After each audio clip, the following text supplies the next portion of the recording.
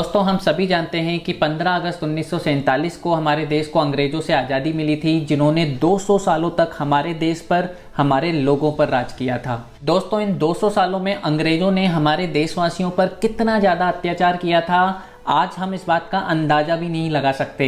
लेकिन दुख की बात यह है कि अब तो हम लोग उन महान देशभक्तों को भी भूलने लगे हैं, जिनके प्रयासों और बलिदानों के कारण ही हमारा देश आज़ाद हो पाया। दोस्तों अगर आप इतिहास के पन्नों को पलटेंगे तो आपको हमारे देश के ऐसे हजारों लाखों लोगों के बारे में पता चलेगा, जिनके कारण ही आज हम आज़ाद हैं। लेकिन हमारी आने वाली पीढ़ियों को ना तो ऐसे लोगों के बारे में पता है और ना ही उनके बलिदानों के बारे में पता है। हमारे देश के इन्हीं हजारों वीर देशभक्तों में से एक थे उधम सिंह जी, जिन्हें हम शहीद उधम सिंह जी के नाम से भी जानते हैं। दोस्तों मैं चैलेंज के साथ कह सकता हूं कि अगर आज मैं कहीं पर भी खड़ा हो जाऊं और 100 लोगों को रोककर उनसे उधम सिंह जी के बारे में पूछूं तो मुश्किल से 1-2 लोग ही ऐसे निकलेंगे जिन्हें उधम सिंह जी के बारे में कुछ पता हो या उनकी जिंदगी के बारे में कुछ पता हो। दोस्तों शहीद उधम सिंह जी हमारे देश के एक इतने बड़े वीर क्रांतिकारी थे, जिन्होंने अपने एक दुश्मन को नहीं अपने दुश्मन को नहीं, हमारे देश के एक बहुत बड़े दुश्मन को उसके घर में जाकर सामने से उन्हीं लोगों के बीच में गोलियों से भून दिया था। जी हाँ फ्रेंड्स, मुझे पता है आपको इस बारे में ज़्यादा कुछ नहीं पता, इसीलिए ही आज मैं आया हूँ, इस वीडियो को बना रहा हूँ कि आपको उधम सिंह जी के बारे में पता चले और उन्होंने क्या किया था हमारे देश के बारे में। आपको जब ये पता चलेगा तो आपका सर भी फक्र से और ऊंचा हो जाएगा और आप भी सलाम करेंगे हमारे देश के इस वीर महान क्रांतिकारी को।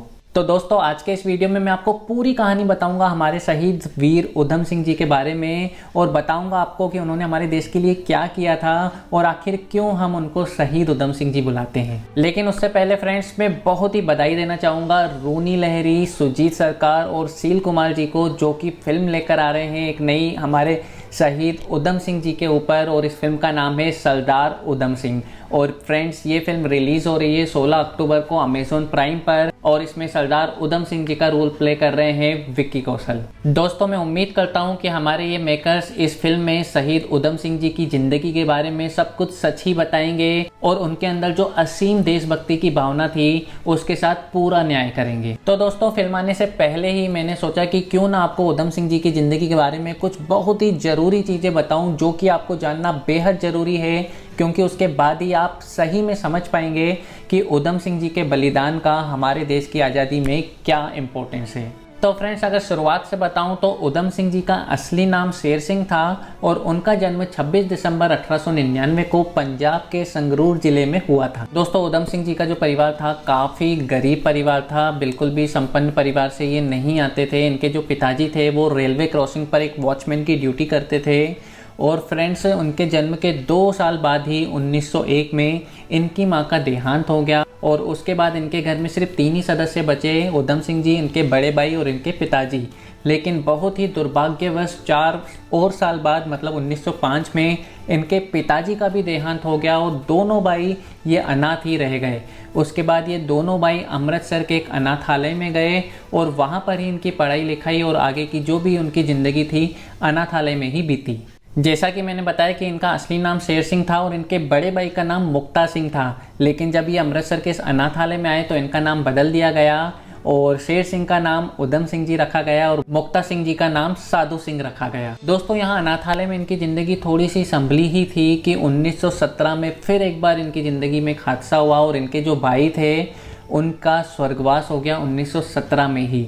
जी हाँ फ्रेंड्स, मतलब उधम सिंह जी जब 18 वर्ष के थे तब वो अपने परिवार में अपनी माताजी, पिताजी और भाई तीनों को खो चुके थे और 18 साल की उम्र में वो इस दुनिया में पूरी तरह से अकेले हो गए थे। दोस्तों 1917 का इंडिया में वो समय था जब इंडिया में अंग्रेज़ों के खिलाफ जो प्रदर्शन थे वो दिन ब दिन बढ़ते जा रहे थे और नए नए क्रांतिकारी पैदा हो रहे थे जो कि अंग्रेज़ों के खिलाफ प्रदर्शन कर रहे थे। उधम सिंह जी का बचपन से ही देश के प्रति काफ़ी लगाव था और इसलिए जो भी क्रांतिकारी थे उनसे उधम सिंह जी काफ़ी अटैच फील करते थे, और इसी कारण 1918 में उन्होंने फाइनली जो वो अनाथालय था, ऑर्फेंज था जहाँ पर वो रह रहे थे, वो उन्होंने हमेशा के लिए छोड़ दिया। लेकिन दोस्तों शायद उधम सिंह जी ने कभी भी नहीं सोचा होगा कि अनाथालय छोड़ने के इतनी जल्दी ऐसा कुछ होगा जो कि उनकी ज़िंदगी पूरी तरह से बदल के रख देगा। जी हाँ फ्रेंड्स, 1919 में एक ऐसी घटना हुई इंडिया में जिसने पूरे भारत को, पूरे इंडिया को, पूरे हमारे देशवासियों को झकझोर करके रख दिया। जी हाँ फ्रेंड्स, आप सब जानते हैं इस घटना को, और ये थी जलियांवाला बाग हत्याकांड की घटना। तो दोस्तों, आई होप कि आप सभी को जलियांवाला बाग हत्याकांड के बारे में तो अच्छे से पता होगा, लेकिन जल्दी से शॉर्ट में आपको बता देता हूँ कि एक्चुअली हुआ ये था कि उस समय अंग्रेज़ों ने भारत में एक नया रॉलेट एक्ट नाम का कानून बनाया था। और ये रॉलेट एक्ट क्या है, अगर आपको नहीं पता तो मुझे कमेंट करके बताइएगा। इस पर मैं एक अलग से वीडियो बनाकर इसको डिटेल से बताऊंगा, लेकिन अभी आप शॉर्टकट में ये समझ लीजिए कि इस कानून के सहारे अंग्रेज़ों को बहुत सारे राइट्स मिलने वाले थे, जिसके कारण वो कभी भी किसी भी भारतीय पर कितना भी अत्याचार कर सकते थे। तो फ्रेंड्स, बस इसी कानून के विरोध में पूरे भारत में प्रदर्शन हो रहे थे, स्पेशली पंजाब में तो काफ़ी सारे प्रदर्शन हो रहे थे। और इसी कारण 13 अप्रैल 1919 को अमृतसर के जलियांवाला बाग में एक शांति प्रिय विरोध प्रदर्शन रखा गया था, जो कि जिसमें कोई भी हिंसा का कोई भी रोल नहीं था। सभी निहत्थे लोग आए थे वहाँ पर, बड़ी तादाद में निहत्थे लोग आए थे। एक्चुअली वो दिन बैसाखी का दिन था, तो आपको पता है पंजाब में बैसाखी कितने अच्छे से मनाई जाती है। पूरे घर वाले, बड़े बच्चे बूढ़े सब एक साथ मिलते हैं।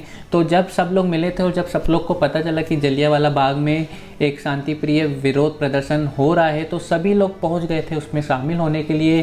काफ़ी सारे बच्चे, काफ़ी सारी लेडीज़, काफ़ी सारे बूढ़े, सब तरह के लोग इस जलियांवाला बाग में आए थे अपना विरोध प्रदर्शन करने के लिए। दोस्तों, यहाँ पर एक ध्यान देने वाली बात यह है कि इस जलियांवाला बाग में केवल एक ही गेट था, मतलब एंट्री भी उसी गेट से होनी थी और एग्जिट भी उसी गेट से होना था। और इस बाग के अंदर एक कुआं भी था। तो फ्रेंड्स, इस बाग में एक शांति प्रिय सभा चल रही थी, जो कि मैंने आपको बताया। और हुआ यूँ कि ये शांति प्रिय सभा चल रही थी और उसके बाद एक ब्रिटिश जनरल थे, ब्रिटिश जनरल डायर, आप सब जानते हैं उनके नाम को, जनरल डायर के नाम से फेमस है। वो वहाँ पर आए अपने बहुत सारे सैनिकों के साथ, जो सैनिकों के पास बंदूकें थी, उन सैनिकों के साथ उस बाग में आए। गेट बंद किया, जो कि एकमात्र गेट था, और अंदर जितने भी लोग, हजारों लोग प्रदर्शन कर रहे थे, वो एक तरह से लॉक हो गए उस बाग में। और जनरल डायर ने सीधे अपने सैनिकों को बोला, भून डालो, मतलब मार दो। और उसके बाद उनके सैनिकों ने जो अंधाधुंध गोलियां वहाँ पर चलाई, मतलब उसके बाद जो भी हुआ ना फ्रेंड्स, वो इतिहास के पन्नों में हमेशा के लिए दर्ज हो गया। ये एक ऐसी घटना थी, मतलब ये जो एक दर्द दिया था हमारे देश को ब्रिटिशों ने, जनरल डायर ने, उस मतलब दर्द को शायद आज भी हम नहीं भुला सकते। हजारों लोग मारे गए थे इस पूरे हत्याकांड में, मतलब बड़े बच्चे बूढ़े सब लोग, हजारों, मतलब ऑफिशियल आंकड़ा तो आ ही नहीं पाया। ब्रिटिशों ने जो उस समय आंकड़ा दिया था वो 350 कुछ का आंकड़ा दिया था, लेकिन फ्रेंड्स एक मतलब अनऑथराइज रिपोर्ट के हिसाब से बताया जाए तो 1200 से ज़्यादा लोगों की उसमें हत्या हुई थी और 2000 से ज़्यादा लोग इसमें इंजर्ड हुए थे, घायल हुए थे। और इसके बीच जो कुआं था, जो मैंने आपको बताया, मतलब 200 से 300 लाशें तो सिर्फ इस कुएं में थी। लोग कुएं में कूद गए थे बचने के लिए, लेकिन बच नहीं पाए थे, लाशों से भर गया था ये कुआं। मतलब इतना खतरनाक ये हत्याकांड था, मतलब कुछ बोल नहीं सकते इसके बारे में। मतलब पूरा का पूरा हमारा देश सन्न रह गया था। तो दोस्तों, इस पूरी घटना को मैंने इतनी डिटेल से इसलिए बताया क्योंकि जितना अच्छे से आप ये जलियांवाला बाग हत्याकांड की घटना को समझ पाएंगे, उतने ही अच्छे से आप उधम सिंह जी की जिंदगी को समझ पाएंगे। तो दोस्तों, जब जनरल डायर यहाँ पर हमारे निहत्थे लोगों पर गोलियां बरसा रहे थे, उधम सिंह जी उस वक्त वहीं पर मौजूद थे। जी हाँ फ्रेंड्स, उधम सिंह जी उस दिन उस वक्त वहीं पर जलियांवाला बाग में मौजूद थे। उधम सिंह जी, ये जो पूरी सभा चल रही थी, इसके जो आयोजक थे उनके साथ थे, और जितने भी लोग इसमें शामिल होने के लिए आ रहे थे उनकी सेवा कर रहे थे। सेवा मतलब उनको पानी पिलाना या उनका ध्यान रखना, किसी चीज़ की कमी ना हो। तो जिस वक्त जनरल डायर वहाँ पर आए, उस वक्त उधम सिंह जी इस बाग से बाहर निकले हुए थे, वो पानी लेने गए थे यहाँ पर जो लोग शामिल होने के लिए आए हैं। और उसी वक्त जनरल डायर ने हमारे इन हजारों देशवासियों को गोलियों से भूना, और उधम सिंह जी किस्मत से बच तो गए, लेकिन ये पूरा मंजर उन्होंने अपनी आंखों से देखा। और इस पूरी घटना ने उनके दिल में इतनी आग जला दी कि इस पूरी घटना के बाद उन्होंने वहाँ पर जलियांवाला बाग की मिट्टी को हाथ में लेके ये प्रतिज्ञा ली थी कि अब उनकी ज़िंदगी का सिर्फ एक ही मकसद है, जनरल डायर को उनके जुर्म की सज़ा देना और उनको मारना। दोस्तों, यहाँ पर एक बहुत ही इंटरेस्टिंग बात ये भी है कि इसी घटना के बाद, इसी जलियांवाला बाग हत्याकांड की घटना के बाद ही भगत सिंह के अंदर भी क्रांति की ज्वाला जली थी और उन्होंने इस घटना के बाद ही ये तय किया था कि वो भी अब एक क्रांतिकारी बनेंगे। और दोस्तों उसके बाद भगत सिंह जी ने जो भी किया हमारे देश के लिए, हम सब जानते हैं उनके बारे में। उन सब चीज़ों से उधम सिंह जी बहुत ज़्यादा प्रभावित हुए थे और वो भगत सिंह को अपना हीरो मानते थे। तो दोस्तों इन सब चीज़ों के बाद उधम सिंह जी भी पूरी तरह से क्रांति के रास्ते पर चल गए थे। हमारे देश में जितनी भी क्रांतिकारी हो रहे थे उनका सपोर्ट कर रहे थे, उनके साथ मिलकर काम कर रहे थे। और इसी बीच उन्होंने एक रिवॉल्वर भी अपने लिए अरेंज कर ली थी। वो हमेशा वो रिवॉल्वर लेकर ही चलते थे। लेकिन इन सब चीज़ों में इन्वॉल्व होने के बाद भी उनका अपनी ज़िंदगी का एक मकसद साफ था कि उनको किसी भी हालत में जनरल डायर को मारना है। दोस्तों अब ये हमारे देश में एक ऐसा समय आ चुका था जब बहुत सारे हमारे जो देशवासी थे वो क्रांति के रास्ते पर चल रहे थे। बहुत सारे क्रांतिकारी आ गए थे जिनको अपनी ज़िंदगी की बिल्कुल भी परवाह नहीं थी। इन सब का एक ही मकसद था कि अंग्रेज़ों को हमारे देश से भगाना है। और इसी कारण अंग्रेज बहुत ज़्यादा परेशान हो गए थे इस समय पर और उन्होंने अपने सैनिकों और पुलिसों को खुला ऑर्डर दे दिया था कि कुछ भी करो, इन क्रांतिकारियों को मारो, जुल्म करो, जेल में डालो, गिरफ्तार करो, कुछ भी करो, लेकिन किसी भी तरह से ये क्रांतिकारी सरकार के खिलाफ प्रदर्शन नहीं करने चाहिए। और दोस्तों बस इसके बाद ब्रिटिश सरकार ने हमारे इन क्रांतिकारियों की धरपकड़ शुरू कर दी और हमारे क्रांतिकारियों को इधर उधर छुपना पड़ा, भागना पड़ा। लेकिन ब्रिटिश वाले बिल्कुल, उन्होंने, ब्रिटिश सरकार ने सोच लिया था कि अगर इनको अभी नहीं दबाया गया तो जल्दी ही हमको भारत से भागना पड़ेगा, इसलिए पूरी तरह से क्रांतिकारियों के पीछे पड़ गए थे। और इसी कड़ी में 1927 में उधम सिंह जी को भी गिरफ्तार होना पड़ा। उनके पास क्योंकि रिवॉल्वर थी तो ब्रिटिशर्स ने उनको आर्म्स एक्ट में फंसाया और उनको गिरफ्तार कर लिया।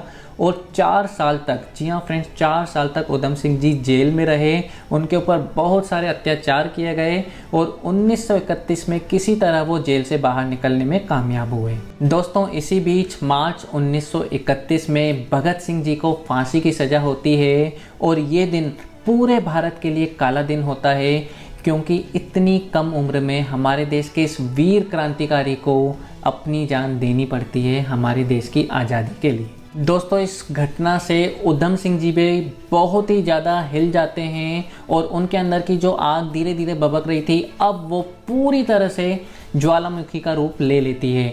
इसके बाद वो भगत सिंह के ही नक्शे कदम पर चलते हैं, उनकी ही बातों को आगे बढ़ाते हैं। भगत सिंह जी को अपना गुरु मानते हैं। राम प्रसाद बिस्मिल जी के गाना गाते हुए इस पूरी क्रांति को पूरे देश में फैलाने का काम करते हैं। हालांकि फ्रेंड्स उस समय ये सब करना इतना आसान नहीं था, बल्कि बहुत ही ज़्यादा मुश्किल था, क्योंकि पूरी की पूरी ब्रिटिश फौज लग गई थी उधम सिंह जी के पीछे और उनको सीधे ऑर्डर थे, देखो और मार दो। तो दोस्तों थोड़ा बहुत ये सब करते करते 1935 आ गया था और अब उधम सिंह जी समझ गए थे कि ऐसे थोड़ा बहुत कुछ करने से, छिप छिप के रहने से कुछ होने वाला नहीं है। क्योंकि दूसरी तरफ जो उनके सबसे बड़े दुश्मन थे, भारत के जो सबसे बड़े दुश्मन थे जनरल डायर, वो भी इंग्लैंड वापस लौट गए थे और खुलेआम अपनी ज़िंदगी बहुत ही अच्छी तरह से लंदन में जी रहे थे। तो यहाँ पर 1935 में उधम सिंह जी ने सोचा कि नहीं, अब इंडिया से निकलते हैं, इंग्लैंड जाते हैं और इंग्लैंड में उनके बीच में जनरल डायर को मारते हैं। दोस्तों ये एक बहुत बड़ी सोच थी जो उनके दिमाग में उस समय आई थी, क्योंकि जब वो भारत में ही नहीं रह पा रहे थे तो इंग्लैंड में उन्हीं के लोगों के बीच में कैसे जा पाएंगे, कैसे रह पाएंगे। उनको मारना तो बहुत दूर की बात है, जा कैसे पाएंगे, रह कैसे पाएंगे। लेकिन उन्होंने वहाँ पर ये डिसीजन लिया और उन्होंने डन कर लिया कि अब उनको इंग्लैंड जाना है। तो दोस्तों जैसे तैसे करके वो 1935 में लंदन जाने में सफल होते हैं। हालांकि वहां पहुंचने के बाद का जो उनका सफ़र था वो काफ़ी मुश्किल भरा रहा, क्योंकि उनके पास कुछ था नहीं करने को, न कुछ खाने को, न रहने को। तो उन्होंने बहुत सारे छोटे छोटे कुछ काम किए। बहुत बार तो ऐसी सिचुएशन आई कि उनके पास न कुछ खाने को था और न रहने को कुछ था। लेकिन वो पूरा जो समय था वो बहुत ही ज़्यादा कठिन समय था उनके लिए। लेकिन क्योंकि उनका एक टारगेट था कि जनरल डायर को मारना ही है, वो पूरी तकलीफ़ें उन्होंने सही और वो पूरा समय उन्होंने जैसे तैसे करके निकाला।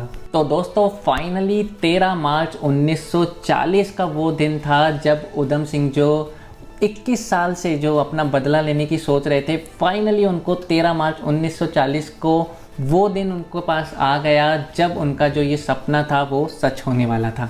एक्चुअली फ्रेंड्स 13 मार्च 1940 को लंदन के कैक्सटन हॉल में जनरल डायर की एक स्पीच सेरेमनी थी, जिसमें लगभग 200 से 300 लोग आने वाले थे। और बस उधम सिंह जी ने सोच लिया कि यही वो मौका है जहाँ पर वो जनरल डायर को मार सकते हैं। तो इस जो सेरेमनी थी इसमें जनरल डायर ने अपनी एक सीट बुक जैसे तैसे कैसे भी करके अपनी एक सीट बुक करा ली। उसके बाद उन्होंने अपने लिए एक रिवॉल्वर भी अरेंज कर ली और उसको वो छुपा कर उन्होंने बहुत ही बेहतरीन तरीके से, मैं डिटेल में नहीं बता पाऊँगा, लेकिन अगर आप कभी पढ़ेंगे इसके बारे में तो बहुत ही बेहतरीन प्लानिंग कर कर एक बुक में रिवॉल्वर को छुपा कर वो अंदर जाने में सफल हो गए। और फ्रेंड्स यहाँ पर उन्होंने अपना जो गेटअप रखा था वो भी पूरा इस तरह से गेटअप रखा था कि कोई इंग्लिश मैन लगे, किसी को भी उन पर शक ना हो पाए। तो ये जो उनकी पूरी प्लानिंग थी अपना गेटअप रखना, रिवॉल्वर को छुपाना, बहुत ही ब्रिलियंट तरीके से उन्होंने ये पूरा प्लान एग्जीक्यूट किया और रिवॉल्वर के साथ उस हॉल के अंदर जाने में वो सफल हो गए। बस फ्रेंड इसके बाद क्या, जब उधम सिंह जी एक बार अंदर पहुंच गए तो सब चीज़ें उनके लिए सामने थी। जनरल डायर आते हैं, अपनी स्पीच देते हैं और स्पीच ख़त्म होने से कुछ देर पहले उधम सिंह जी अपनी सीट पर खड़े होते हैं, रिवॉल्वर निकालते हैं और सीधे जनरल डायर पर 6 राउंड गोलियां फायर करते हैं। जब तक कोई कुछ समझ पाता तब तक जनरल डायर ज़मीन पर गिर चुके थे।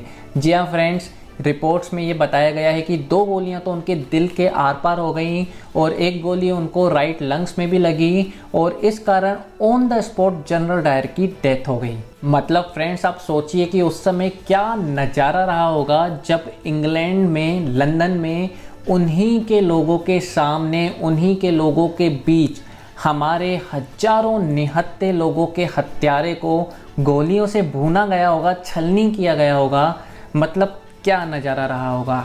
हेड्स ऑफ उधम सिंह जी को 21 साल तक बदले की भावना में जलने के बाद आखिरकार उन्होंने अपना ये जो बदला था, हमारे देश का जो ये बदला था, ये पूरा किया। दोस्तों इस पूरी घटना ने हमारे पूरे देश को उत्साह से भर दिया था और ऑलरेडी आज़ादी की बहुत सारी चीज़ें उस समय चल रही थी 1940 में और ये एक ऐसी घटना हुई कि पूरे भारतीयों के दिल मतलब फ़क्र से चौड़ा हो गया और उनको बहुत ही ज़्यादा अपनी स्ट्रेंथ मिली, ताकत मिली अंग्रेज़ों से लड़ने के लिए। बस फ्रेंड इसके बाद क्या था, उधम सिंह जी वहीं खड़े रहे, अंग्रेज़ों ने उनको गिरफ्तार कर लिया और 1 अप्रैल 1940 को उनके ऊपर कोर्ट में ट्रायल शुरू हो गया।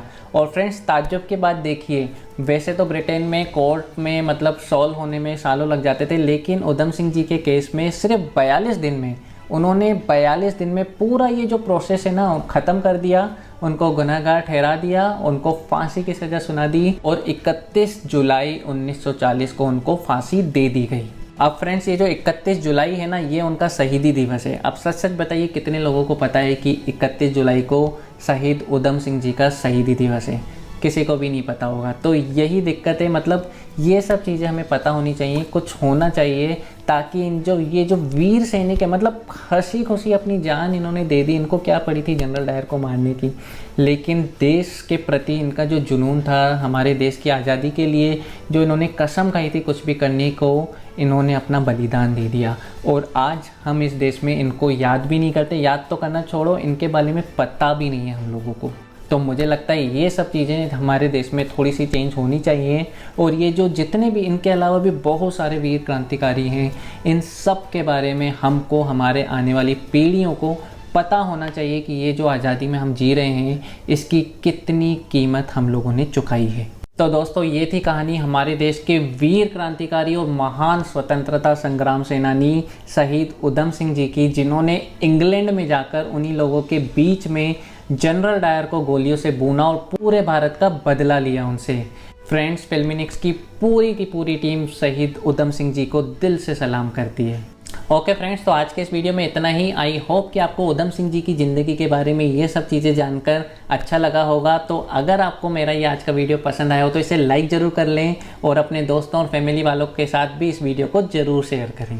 और दोस्तों इसी तरह के वीडियो देखने के लिए मेरे इस चैनल को सब्सक्राइब करके नोटिफिकेशन बेल को ज़रूर ऑन कर दें। बहुत जल्द मिलेंगे आपके साथ किसी और वीडियो में, तब तक के लिए बाय बाय, टेक केयर।